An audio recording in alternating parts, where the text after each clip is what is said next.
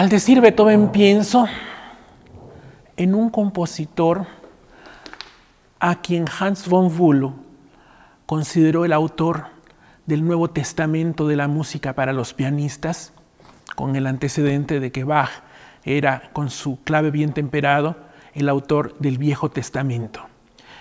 Y pues yo soy más adepto musicalmente al Nuevo Testamento musical, porque a lo largo de esas 32 sonatas que escribió para el piano, tenemos fehacientemente la prueba de cómo evolucionó no solo el instrumento que más me apasiona en la vida, y es el piano, de un teclado, por decirte, de este tamaño, a un teclado más grande, acorde a las demandas musicales de Beethoven, sino también cómo fue evolucionando la música. Y tenemos desde aquellas obras, desde aquellas 3 primeras sonatas que le dedicó a Haydn, que fue su maestro, muy estructuradas, muy clásicas, muy con tiempos de minueto y demás, tal como se hacían en aquel entonces, hasta cosas ya totalmente revolucionarias, como fueron su sonata Hammer-Clavier, que más allá de la inmensa dificultad que demanda para un intérprete, pues son la locura. Hay pasajes que vemos en esa sonata que bien pudieron haber sido escritos a principios del siglo XX por Schoenberg, o cosas maravillosas como esa última sonata, la sonata 32, opus 111, en la que tenemos que al final toda esa tormenta, toda esa tempestad, que podemos hacer un símil con la vida de Beethoven, acaba diluyéndose en algo celestial. La novena sinfonía es un caso muy curioso. Es una obra que fue revolucionaria por donde la veas en aquel momento. Beethoven tenía 10 años de no componer una sinfonía. Entre 1814, que presenta la octava, y 1824, que hace pública la novena, no había compuesto una sinfonía. Para entonces él ya estaba totalmente sordo. Y había un poco el morbo de la gente de ver qué iba a presentar. Y lo que menos se hubieran esperado es esta obra maravillosa que estamos teniendo el privilegio de celebrar sus 200 años. Es una obra que mucha gente piensa en ella como el producto de la tormenta que estaba viviendo Beethoven, que sería objeto, que nos retrataría la devastación, la depresión en la que supuestamente él estaba viviendo. Pero eso no es cierto. Desde que él tenía 23 años y conoció el texto de Schiller que incorpora en el movimiento final, ese texto no es que todo, porque no falta el que dice, hay un texto sublime, una poesía de más allá. No, papacitos lindos, era una canción de borrachera, era una canción de juerga, y esa juerga, ese estado de euforia y demás, es lo que logra que percibamos y que sintamos todos al escucharla. Al final creo que todos salimos, después de escuchar una buena novena, con un estado de exaltación, como si trajéramos las burbujitas de la champaña en la sangre. Pero no solo fue eso en la novena. Cuando se estrenó este concierto, fue muy criticado. Cuando se estrenó esa novena, el concierto dentro del cual se estrenó la novena, fue muy criticado por largo. Porque además de la novena sinfonía, Beethoven, que fue convencido de volver a presentarse en público tras 10 años de no hacerlo, elige 3 obras que fueron su opus, en orden de cómo fueron tocadas en público, su opus 124, la obertura para la consagración de la casa, su opus 123, que es la misa solemne, que como no la había terminado, entonces presenta los 3 primeros movimientos, que ya en sí eran casi una hora, y luego esta sinfonía, que también en cuestión de tiempo es monumental. Creo que hasta entonces no se había escrito una sinfonía tan larga y con un final tan largo. El final de esta sinfonía dura cerca de media hora, lo cual es algo que para entonces ya también era inusual y revolucionario. Pero ¿qué tenemos en estas tres obras? No tenemos una obra con un sentimiento de tristeza, de dolor o de algo así. Por el contrario, son tres obras de una exaltación, de una felicidad que a mí me hacen pensar que a veces estamos neuras y demás porque oímos muchas tonterías del prójimo. Y Beethoven estaba feliz de no tener que ver a nadie porque ya estaba sordo. Y entonces vivía en ese mundo de dicha y es lo que nos está compartiendo. Esta sinfonía cuenta con 4 solistas. Una soprano, entonces una contralto o una mezzo, es indistinto cómo se ha empleado, un tenor y un bajo. En las cartas, en la correspondencia que mantenía Beethoven con uno de sus hermanos, en septiembre de 1822, un par de años antes de que fuera estrenada esta sinfonía, le comenta que fueron a visitarlo un par de muchachas. Un par de muchachas muy agraciadas, muy educadas, que lo admiraban mucho. Y que una de ellas se hincó ante él y le pidió que le concediera el honor de besarle la mano, y él la levantó y le dijo: no, por favor, señorita, en dado caso, concédame usted el honor de besarla en los labios. No dice los nombres, pero después, por correlaciones con otras cartas, se sabe que ese par de muchachas, que eran un par de amigas cantantes, eran las cantantes que estrenaron la sinfonía.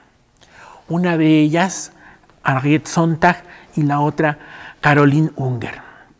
Henriette estaba viviendo en Berlín, todavía a finales de 1823, fue la cantante a la quien Carl Maria von Weber le dedicó el rol principal de su ópera Euríante. Se traslada a Viena a principios de 1824 y nuevamente va con su amiga Carolina a visitar a Beethoven. En la plática, que entonces era por libretita porque Beethoven ya no oía, les comenta que estaba terminando una sinfonía que le había sido comisionada desde 1817, pero que él no había puesto mano en ella hasta el 18, y ya estaba por terminarla y la pensaba estrenar en Berlín, porque en ese tiempo, en Viena, quien partía el queso, como decimos coloquialmente, era Rossini. El compositor de moda era Rossini. ¿Y qué tan quería el compositor de moda que cuando Rossini visita Viena, va a visitar a Beethoven, y Beethoven, que tenía fama de malgeniudo y demás, lo recibe entusiasmadísimo y le dice que lo admira mucho y que ya hubiera querido él escribir más barberos de Sevilla como los que escribía Rossini? Pues bien, estas cantantes le dicen que no, que por favor estrene esa sinfonía, pero que además que vuelva a presentarse en público.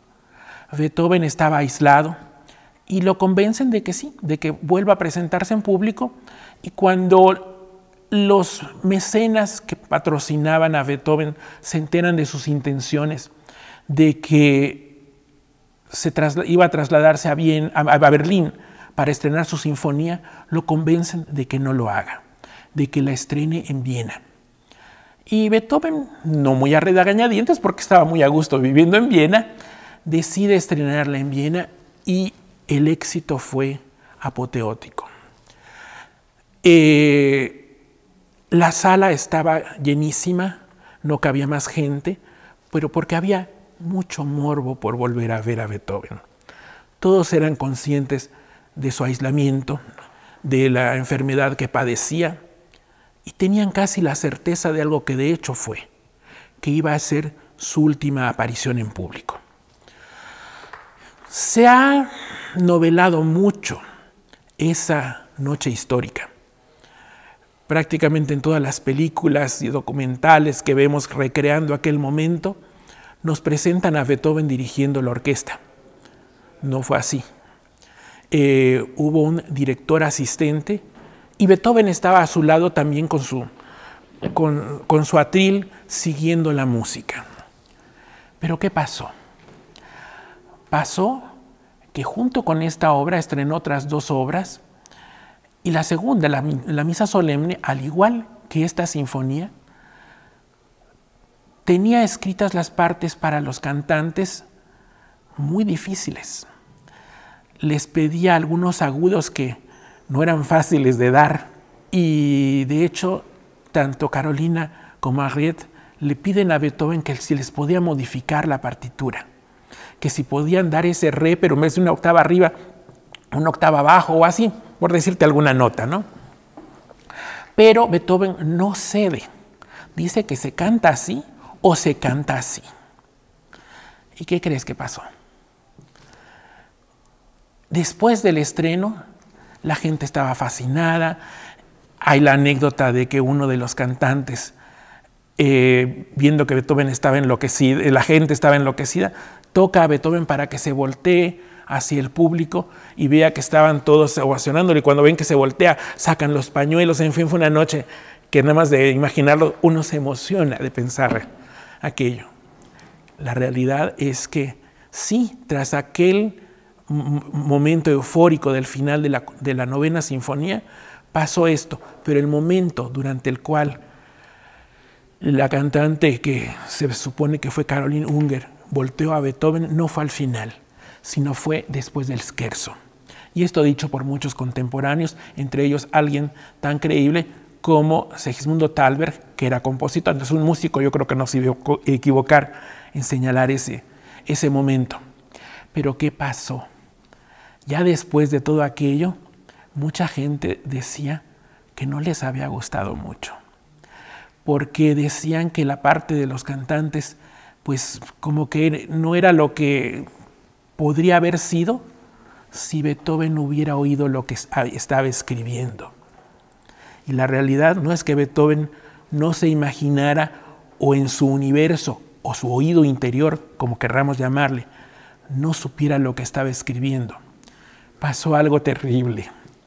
Ante la negativa de Beethoven de cambiar las notas y la certeza que tenían los cantantes de que Beethoven no los iba a escuchar, movían la boca y no cantaron. Entonces, obviamente, lo que la gente oyó no fue lo que escribió Beethoven esa noche. Sí hubo euforia, hubo gran éxito, hubo lo que tú quieras por el momento, no por lo que oyeron. Entonces, obvio, si oímos esta sinfonía y de pronto los cantantes nos dejan de cantar las notas, lo más lógico es que no nos vaya a terminar de convencer y no nos vaya a gustar. Y fue lo que pasó. Después de aquella noche, se repite la sinfonía días después, el 23 de mayo, ya sin la presencia de Beethoven, y no solo no gustó tanto, sino que no hubo tanto público. Ya fue una función más. Pero a lo largo del siglo XIX fue tan cuestionado este revolucionario y maravilloso final con acompañamiento vocal y coral, ¿qué crees? Hoy día, creo que cuando hablamos de la novena sinfonía, todos pensamos en el último movimiento, en el movimiento coral, en el que hemos oído en un montón de comerciales, que hemos oído como himno hasta de la Copa de Fútbol. Pero durante el siglo XIX muchas veces se tocaban los 3 primeros movimientos y se omitía el último. Puede ser que sea porque no gustaba, porque no lo habían conocido bien, puede ser porque logísticamente demandaba mucho más de lo que podía tocarse, y no olvidemos que una orquesta estable no es algo que fuera común en esos tiempos. Entonces, organizar un concierto de la novena sinfonía tal y como fue compuesta no era fácil. Así que eso que hoy día es por descontado, que sabemos, oímos novena de Beethoven y empezamos tararirarar, eso la gente no lo tuvo en esos tiempos. Así que el éxito vino mucho después. Después de aquel impacto que tuvo entre quienes estuvieron ahí presentes, y que a algunos pudo gustar o a algunos no gustar, los músicos posteriores del siglo XIX, a veces simplemente leyendo la partitura, se daban cuenta de su monumentalidad. Fue una obra que fue decisiva y determinante para otros muchos compositores. Wagner quedó marcado por esta sinfonía al grado de que decide que sea la obra, no solo que fuera la obra que se tocara en la inauguración de su sala en Bayreuth, sino que, por ejemplo, en ese entonces, como decía hace unos momentos, no había muchas orquestas. Las sinfonías las conocía la gente porque las tocaba en su casa, en versiones de piano a 4 manos, y ya después, en versiones mucho más virtuosas, a 2 manos, que había transcrito Franz Liszt. A Franz Liszt le debemos la transcripción de las 9 sinfonías de Beethoven. Pero hoy día vemos los 2 tomos de las 9 sinfonías, pero eso no fue así cuando se editaron. Liszt transcribe de la primera a la 8ª sinfonía para piano a 2 manos y deja pasar mucho tiempo madurando cómo iba a poder abordar la 9ª sinfonía. Es después de un buen número de años que decide hacer la transcripción de esta 9ª sinfonía, y la primera versión que hace no es para un piano y 2 manos, es para 2 pianos con 2 pianistas a 4 manos, porque él consideraba que era muy difícil, si no es que imposible, reducir a 10 dedos lo que se necesitan más de 100 músicos para que escuchemos. Obviamente, ya después de haber hecho ese arreglo para 2 pianos, y ya con base en él, y después también de un periodo de maduración, Liszt hace un segundo arreglo para 2 manos y un solo pianista. Y es un arreglo muy logrado. Pero Wagner, que pues no olvidemos que era muy cercano a Liszt, porque acabó casado con su hija Cosima, conoce este arreglo y se da cuenta de que era un arreglo pobre porque le faltaba la parte vocal. Aun cuando Liszt lo había escrito para piano, pero es que esta sinfonía sin el color y la contribución humana de la voz, se queda a la mitad. Entonces Wagner, muy colmilludamente, que ya sabemos que era un gran negociante, hace su propio arreglo. Hace una versión simplificada de la parte para piano que ya había hecho Liszt para 2 manos, para que fuera más tocable en cualquier casa. Y su contribución es que a esa parte, en el último movimiento, le añade las partes vocales tal y como las puso Beethoven. Podía haber los solistas y podía haber el coro. Entonces, tenemos ya con eso 3 versiones más, digamos que para interpretarlas de una manera doméstica. Pero Wagner también hizo mucho más de eso. Y luego no solo él, también, por ejemplo, Mahler hizo una reorquestación de esta 9ª sinfonía. Y pesaba tanto la magnitud de esta sinfonía que compositores como Brahms tardaron muchísimo en dar a luz su primera sinfonía, porque eran conscientes de que, como herederos de esa tradición, Brahms lo que iba a componer no iba a ser una primera sinfonía, sino era una 10ª de Beethoven prácticamente. Así que sí que pesó y sí que fue decisiva y contribuyó para que floreciera el lenguaje del romanticismo. Ya hablando de interpretaciones de la 9ª, tenemos algo muy curioso. Los músicos siempre han padecido mucho los tiempos que marcaba Beethoven en sus partituras. ¿Por qué? Porque hoy día para nosotros es muy común que veamos que diga Allegro 120 la negra o lo que sea. Pero en ese momento el metrónomo de Messel era una novedad. Era como cuando me presentaron a mí por primera vez una tablet, yo no tenía ni idea de lo que era, ni de cómo se prendía. Pues así le pasó a Beethoven cuando le presentaron un metrónomo. Obviamente lo adoptó con singular alegría porque sabía que ya con eso iba a poder haber una uniformidad en el tiempo en el que fuera, o la velocidad a la que fuera tocada una partitura suya con una indicación precisa del metrónomo. Pero ¿dónde estuvo el problema? En que como nuevo que era el metrónomo, Beethoven no lo sabía manejar del todo. Y tú ves que un metrónomo, pues, o los metrónomos de ese tiempo, porque hoy día tenemos los digitales que pueden estar hasta en un teléfono y no necesitan de mayor cosa, aquellos metrónomos pues era el palito con el péndulo, que según tú pusieras, colocaras el triangulito, el masillo del péndulo, iba a ser la velocidad a la que la marcaras. Ese triangulito que se coloca con el piquito hacia abajo, Beethoven creía que lo que se tenía que marcar, más bien Beethoven dudaba si tenía que poner la velocidad de arriba o la velocidad de abajo. Entonces Beethoven se fue por la velocidad más rápida.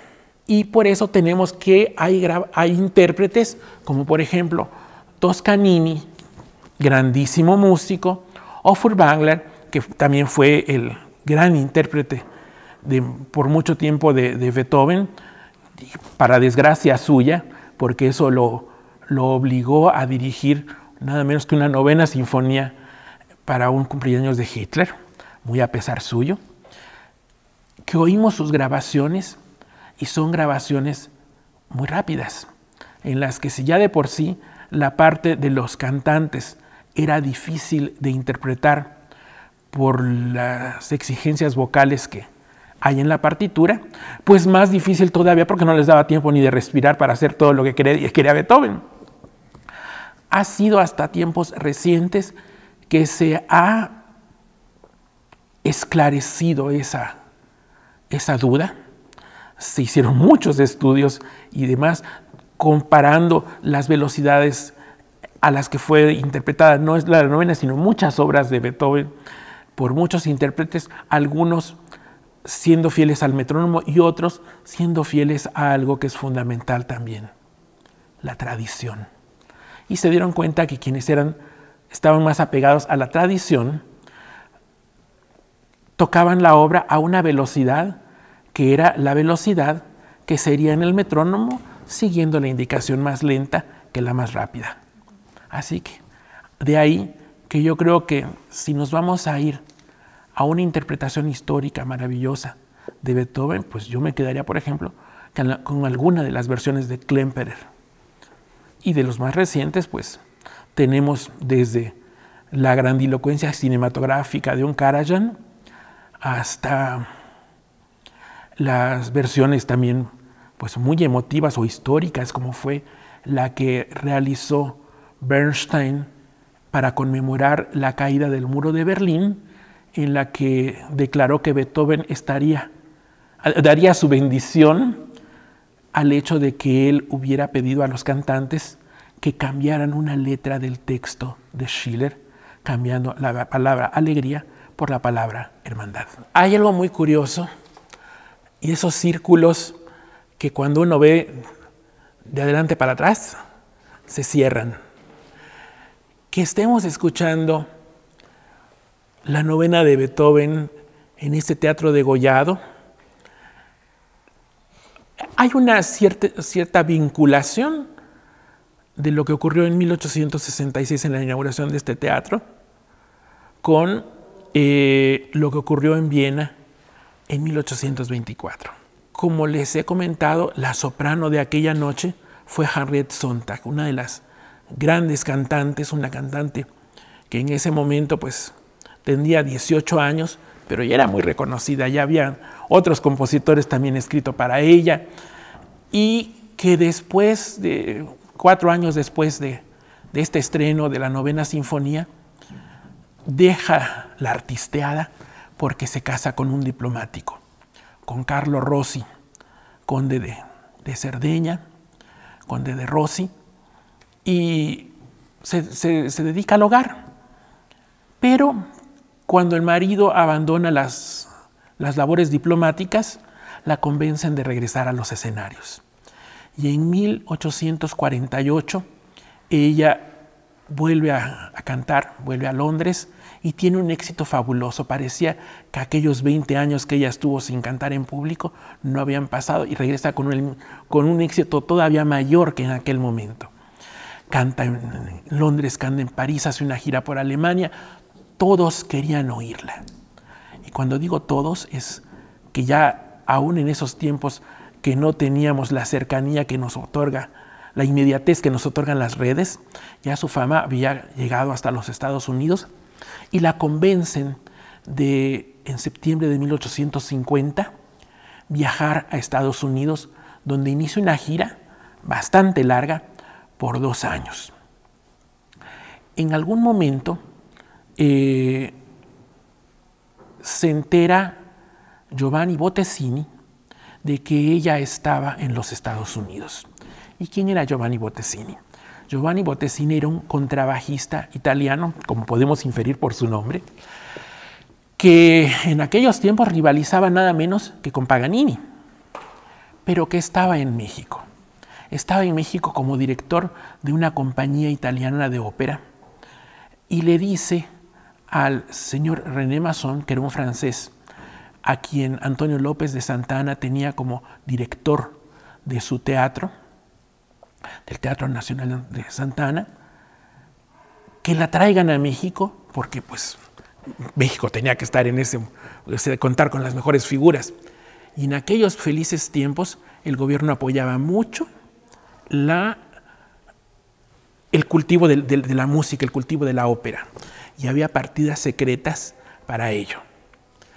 En ese entonces los datos se reservaban a favor del arte y viaja este señor a Estados Unidos y la contrata para que venga a México, nada menos que por 100,000 francos de aquel entonces, para cantar un par de meses. Ella zarpa de Nueva Orleans hacia Veracruz el 1 de abril de 1852. Tras 4 días de travesía, llega a Veracruz y la trepan en una diligencia de correos, jalada por burros y caballos, para llegar a la Ciudad de México 6 días después. Y una semana más, ella ya estaba debutando, cantando La Sonámbula. Fue un exitazo. Canta algunas óperas más. La gente estaba enloquecida. Cuando llegó a la Ciudad de México le hicieron arcos de triunfo con flores y todo. Y obviamente, así como si fuera candidata política en la actualidad, le llevaban a niños y todo para que bendijera, para que abrazaran, no para que salieran en la foto, porque todavía no había selfies, pero le llevan a una niñita. Ay, Herodes, Dios mío. Y la hacen que escuche cantar a esa niñita. Esa niñita cantó muy bien y la Sontag dice que tiene un gran futuro, que tiene una voz privilegiada, pero que lo ideal sería que la lleven a Europa para que ahí termine su formación, se foguee y se pueda ver hasta dónde era capaz de llegar. Se va la niñita a Europa, se presenta con bastante éxito, debuta en la Scala de Milán y todo, pero sin tanto éxito como nos han dicho después, porque además cantó un par de veces. No crean que fue la Calas de la época, lejos estuvo de eso. Pero sí era una buena cantante. Pero antes de que esta niña regresara, el 17 de mayo de 1852 tiene lugar otro hecho histórico. Un año antes, Santa Anna se había dado cuenta de que para que México tuviera cohesión como la nación que apenas estaba naciendo, necesitaba tener ciertos símbolos que nos unificaran.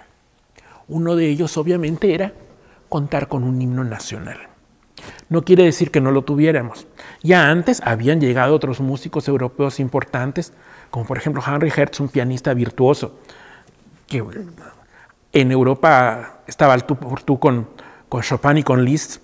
Qué lástima que ellos no viajaran a México, aunque Liszt también tuvo relación con México cuando escribió un himno, una marcha fúnebre en memoria de Maximiliano, pero ese es otro cantar. Decide este himno nacional que nos hizo Hertz, pues era un himno para piano, como podía ser una pieza de lucimiento, que no podemos negar que era sí brillante, pero muy ramploncita. Y lanzan la convocatoria para que tuviéramos nuestro himno nacional, más que nada la letra. Y la letra la gana un joven potosino de 29 años, González Bocanegra, la misma letra que conocemos al día de hoy.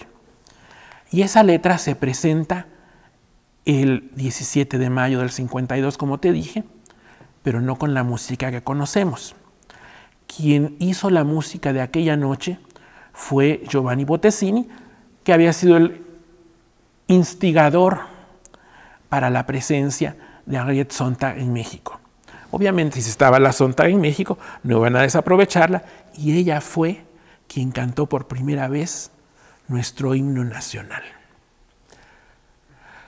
Dos cosas lamentables ocurrieron después. Cronológicamente, que en junio, ya poco antes de regresar a Europa y con planes para volver a México, llevan a la Sontag a un paseo por Tlalpan, donde tiene sus primeros síntomas de sentirse mal.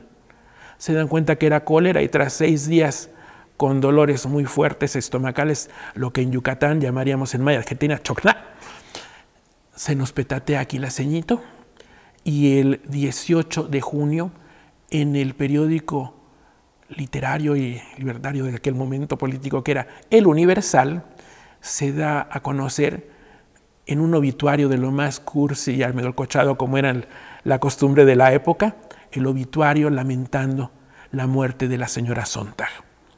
La entierran aquí en el Panteón de San Fernando y creo que todavía no acaba de pudrirse cuando en noviembre ya exhuman sus restos para llevárselos a Europa y sepultarla finalmente al año siguiente en Sajonia.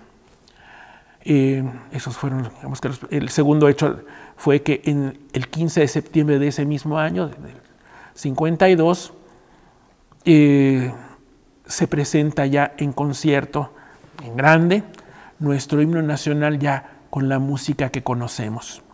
Una música que ante pues, la falta de entusiasmo que causó la música de Hertz, Santana le comisiona a otro músico que había conocido durante su exilio en Cuba y que era nada menos que Jaime Nuno, el compositor catalán. Poco después regresaría a México esa niña a la que oyó cantar la Sontag, ya convertida en la famosa Ángela Peralta, que también fue recibida con gran boato como la Sontag en México. A ella todavía creo que le fue más aparatosa la bienvenida porque cuenta los libros de la época, que cuando llega a la estación de Buenavista, porque a ella le tocó llegar en tren, y se sube a la carroza que le iba a llegar al lugar donde iba a estar hospedada, la gente quita los caballos de ahí y deciden ir jalando la carroza, mientras las diferentes bandas militares hacían sonar la Gabota México que compuso Ángela, porque no solo fue cantante, sino también compositora. Y el éxito de la Peralta la llevó a viajar por muchas partes de nuestro país. Estuvo aquí en Guadalajara y también llegó a ir a Mazatlán, donde ella también, al igual que la Sontag, pescó una enfermedad. En el caso de ella fue fiebre amarilla y ahí murió. Así que a veces ser una cantante de éxito tiene sus riesgos. En este teatro cantó una ya no niña, a quien escuchó la cantante que no solo estrenó nuestro himno nacional, sino que estrenó esta novena sinfonía de Beethoven. Digamos que un pase de estafeta. Viendo la novena sinfonía, una obra tan apabullante como intangible, creo que su legado dependerá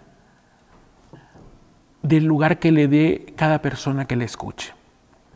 Porque por mucho que haya sido ya considerada el himno de la Unión Europea, el himno incluso de lo que en alguna vez fue Rhodesia, que haya sido, entre comillas, mal empleada para ejemplificar la supremacía aria cuando fue tocada en las Olimpiadas desde 1936, o que hoy día la oigamos no solo en un comercial de algún refresco de cola, sino también en películas como Naranja Mecánica o lo que tú quieras, o que haya sido incluida en ese disco que se lanzó al espacio para que si hubiera una inteligencia ajena a la terrestre, tuvieran conocimiento de que eran los más grandes logros en la humanidad.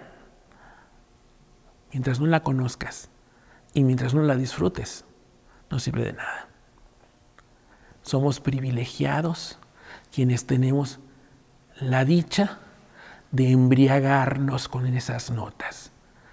E insisto en embriagarnos, porque pese a lo que digan lingüistas, poetas y todos muy acartonados, eso no es cierto. Era una canción de cantina.